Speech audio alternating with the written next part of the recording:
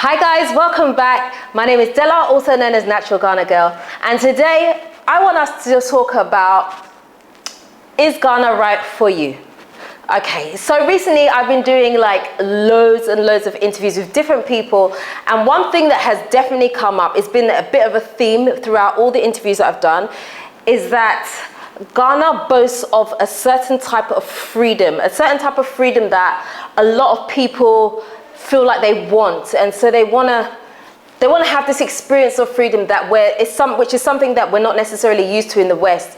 You know, in the West, if you've ever worked, if you've ever lived there for any period of time, you'll know that it's very much what we call a rat race. So it's very much doing the same thing over and over every day. So it's like going to work. You wake up, you go to work, you do whatever you need to do. You come home, you cook, you eat, blah, blah, and repeat. You rinse and repeat. It's very, very monotonous. And a lot of us just feel like we want something different. And so when we hear other people talking about, oh my gosh, you moved to Ghana and there is this sense of freedom, it sounds so romantic and so beautiful. And don't get me wrong, it absolutely is. It is so beautiful.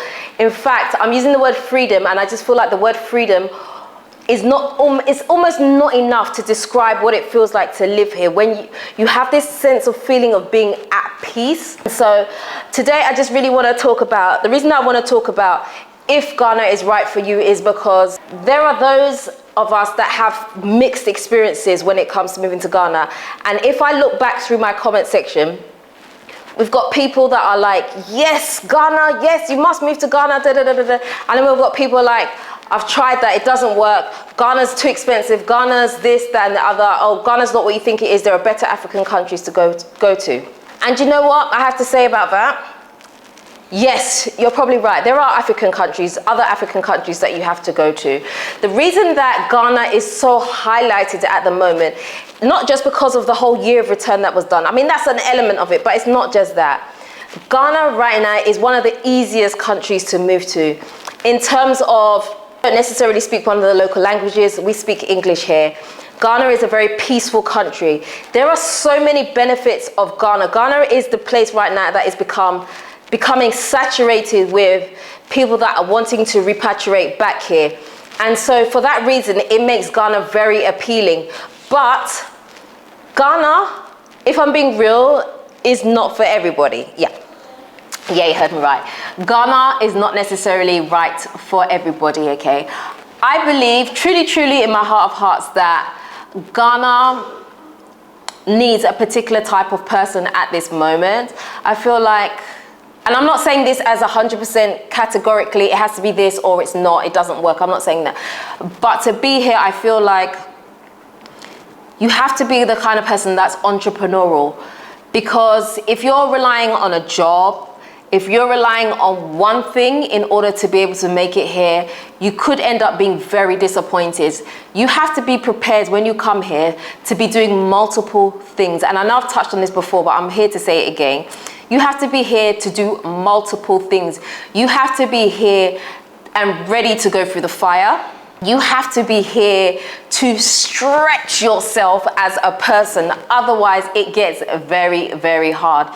You have to remain focused because trust me, when you're in Ghana, you can also lose focus on your mission as well, okay? Because it is very easy to come to Ghana and holiday and finish your money. It's very, very easy to do that.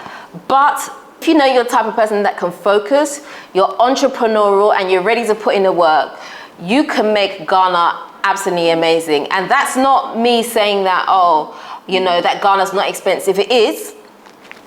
But there is also money to be made here depending on what you want to do, okay?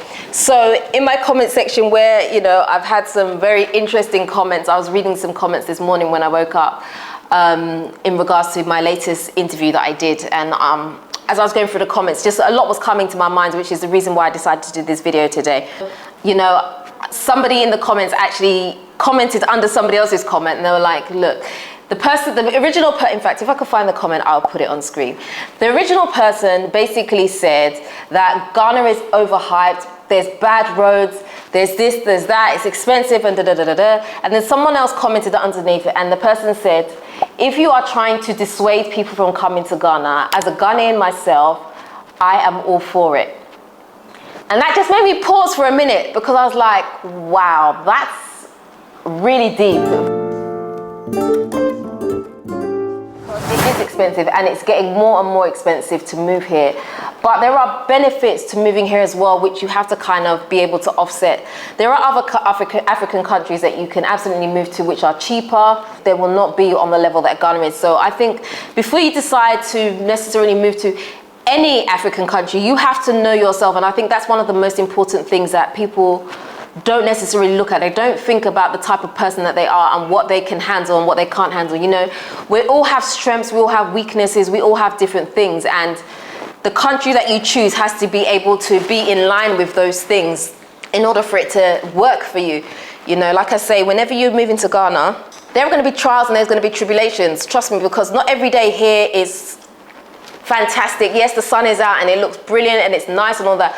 But some days, you get some days here when you're like, this feels like pants. This really feels like pants. And those days do come, they come in every country, you have them. But here, you're having a day like that, and then there's something that you need to get done and you can't because maybe perhaps the system is slow, or maybe your car breaks down as you're trying to do something and you can't get anyone to fix it, or you have to leave your car and you have to walk and find a mechanic and all things like that.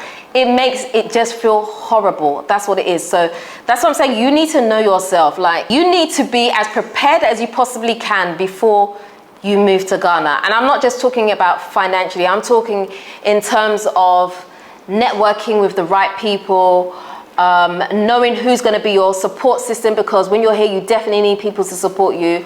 As I said, you're going to have down days, but you really need to know yourself and you really need to have your hand in many pies. You need to think about what you're good at and what you can capitalize on with those gifts that you already have. Otherwise you're going to struggle here quite a lot. As I said, even though it can be hard here, honestly speaking, the sense of freedom, the sense of I feel like I'm finally living is something you cannot put a price on. There's a reason that I've been in Ghana for so long now, and it's because I absolutely love the place. The sun is just medicinal for my skin. Just being able to have the fresh air, the food, there's just something so refreshing about here, and things like that you cannot put a price on. And so even though Ghana has its hardships, and yes, there are potholes in the road, and yes, it can be expensive trying to find a place to live, trying to, you know, do day-to-day things can be rough, yes, but I guarantee you go to the next country, you'll just have a different set of problems. That's what it is. So a lot of the times, these issues that people talk about, sometimes you have to sometimes look at yourself first and see what kind of person you are as to whether those countries are right for you. So I would say before you make a decision to move to any African country, in fact, any country in the world, anywhere, it doesn't even have to be Africa, any country in the world, you need to know yourself first, what you can stand, the kind of person that you are. And I think that's going to be a very important factor in how you're going to be able to survive there or not survive there. And I think you have to also move with a very realistic expectations, you know.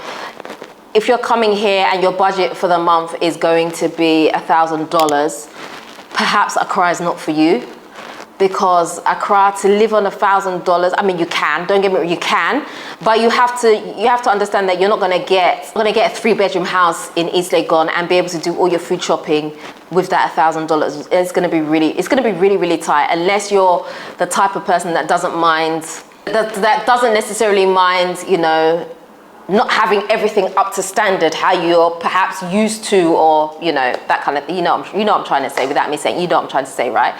Yeah, so you have to be that person that's able to be flexible. So I'll give you an example. When I first came to Ghana, we stayed with my dad, and literally all of us stayed in one room, and we were in one room for, I think, about 2 months. When I was telling people at the time that this is what we're going through, a lot of people were like, that's just crazy, I couldn't do that, da da da da da da. But you know what, we did, and yes, it's not necessarily for everybody, but that's because I was willing to compromise on that in order to be able to get a better understanding of Ghana, where I am and which location I want to live in, and I really wanted to make it work. So that was my sacrifice, to have to sleep in one room, all of us sleep in one room. I've done it many times. Even after I gave birth, we were back again. After having houses, we're back again in one room because we were trying to build the house the house next door to my parents' house. So, you know, there are sacrifices along the way, and sometimes I feel like, you know, it's easy to look at the next person and say, oh my gosh, they did this, they live in Ghana and they've made it work and blah, blah, blah. But sometimes you don't know the sacrifice behind what has happened before that person has got to where they are. So I feel like you have to take time. Everybody has a journey. Some people's journeys are shorter than others. Some people's journeys are faster. You know, there's a range of different things that you need to look into. So I think before you get up and say Ghana is either good or bad, or, you know, not the country for you, or is the country for you, I think you really need to study yourself first. And I feel like a lot of us don't necessarily do that. We just feel like, okay, well, there's this amount of people moving to Ghana, so it must work. No, know yourself first so that you don't make a mistake. Know what your plans are. Definitely come with a plan. Have a plan, and have a plan B. Please have a plan B, because you know what? Anything can happen. I tell you, at one point, right, like we had no money. We're in Ghana, we had no money. And that is when my first blog was ever birthed. So I birthed this blog. I used to sit up late at night, sometimes 2 a.m. I would still be up and I would be writing articles on this blog, because I was so determined that I didn't want to have to turn around and go home. That time I wasn't really doing YouTube so much. So this was it. So I used to sit down, I used to write, and I used to research, and I would take courses, and I would study, and I'd be like, look, people are making money from blogging. Like, I'm no different to the next person. Like, I'm gonna make this work. And literally, that's what my mission was. I wasn't going out. I didn't care who was coming to Ghana. I really didn't care about that. I was tunnel vision, and I was like, I'm making this work, because I'm not about to go home. I'm not about to go back to the UK right now. That's not what I feel is right for me at this point in time. So I worked my butt off. People coming here on holiday and they were like, oh, let's meet up. I was like, nah. My blog has to come first, because I need to make sure that I am secure in being able to stay here. So that's what my focus was, and no one was going to move me from that position, and that's what I did, and that is what really helped me. So now my blog kind of ticks over, and it's so good. It's been the best thing ever, because it ticks over and I don't always have to be on it all the time. So it's amazing. So it's things like that, like you have to be able to think outside the box. So like I said, if you're a person that's come to just work for a company, anything can happen, especially in these times where, you know, people lose their jobs. You know, there's so many things happening. What happens if you're a job person, you come here, you have a job, and your job falls through? What do you do next? You must have a plan B, okay? So although, yes, Ghana is expensive, Ghana has its potholes, Ghana is definitely not perfect, okay? It has a lot of benefits. So do a lot of African countries, and I'm not even here to say, oh, you have to move to Ghana. Ghana is it? If you don't move to Ghana, then there's something wrong with you. I'm not saying that.